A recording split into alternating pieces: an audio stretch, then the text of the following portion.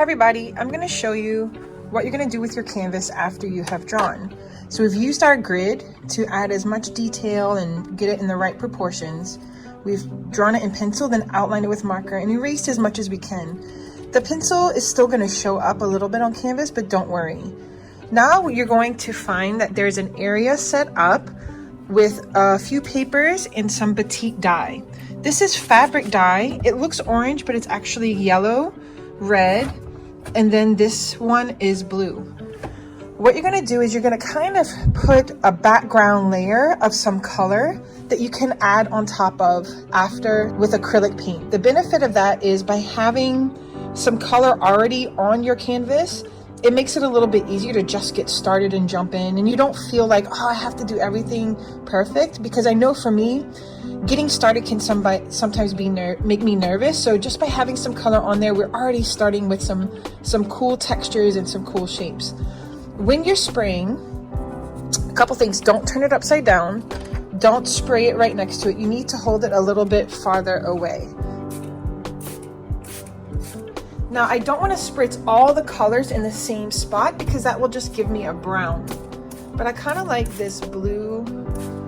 Maybe I'll do the blue on one side and a bit of red on the other. If you notice, I kind of really wanted to focus on the background, like to make sure that one has a good bit of color. Because I feel like painting the background can be a bit tricky.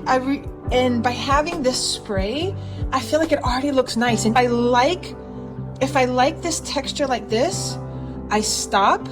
If you notice, I did not make a puddle. If I start to spray too much, I'll show you. See, if it sprays too much, it puddles, it drips. Now, if you want it to drip on purpose, that's up to you.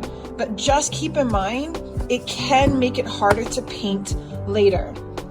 So, dripping, not recommended as much. Light spritzing is good for the background. If I like it like this, I will go walk over there and blow dry. Another option can be, after you spray it, you can actually go back to your table and spread some of it out. And then after you spread some of it out, you can go back and blow dry. So spread some of it out, blow dry, and then go in and add your acrylic paint on top of it. Wow, I've never seen Skeletina so colorful. Now I'm going to shift to another painting. I found this one by Karen Barton. What I'm going to do is I'm going to take her painting as inspiration. I drew the same shapes on my own canvas and then added batik dye to the background. It looks such a mess, but watch what happens when I start painting. The original painting, the background was white, but my background is going to be full of different colors. Now, what I did is I blow dried it. Then after you blow dry it, you're going to start to use acrylic paint and pop out even more colors. Now you can start to be more specific. I'm going to focus on making sure the red bottle and the caps are nice and bright red, because now my acrylic paint is more saturated. Then I do have a magazine next to me if I need to mix colors. I'm adding a little bit of white highlights. You can add those white highlights at the end. You're going to notice that because the batik dye, sometimes it mixes with the paint as you're painting it. That's okay, we want some of that too. So I needed like a lime green. So first of all, I'm going to make sure my brush is nice and clean as I'm selecting the paints. I took a bit of yellow, wiped all of it off, then a bit of green, mixing it together. Now I'm going to go into the green bottle and add some of those colors in. I don't fill my brush with paint, because then I can easily go pick up other colors without messing up the paint in the paint tray.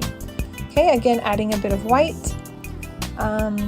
As I'm going, you're going to notice that, like I said, the original, the background was white, but I didn't want it to be pure white. So by having some of that batik dye in the background, it's going to blend a little bit with that white paint, and it gives it a nice overall hue or different tones of colors to it. If you want a pure white area, what you would do is you would paint, you still need to do the dye over the whole canvas.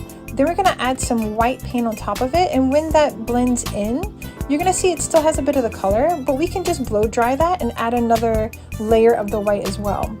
If you notice, I'm not painting everything.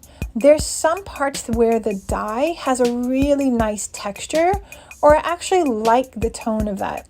So I went and add some of the white, cleaning the brush.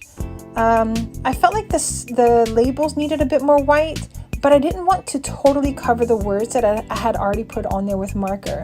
So I'm going to kind of do a dry brush, which is only a little bit of paint on your brush at a time, or you're going to see on the one on the left, I actually do go over the words a bit more than I should, but that's okay. I totally covered that one up. Then after it dries, I'll go back again and add more white. And then after it totally dries, I can go ahead and write in the word Tabasco again, because that was the word that was on there. Oh, I felt like that little shadow, it needed a bit of a bluer tint to it. So I went ahead and added that using a dry brush, which means just a little bit of paint on there as I'm filling it in. Don't forget to add other textures and some of the other techniques that you've learned. Have fun!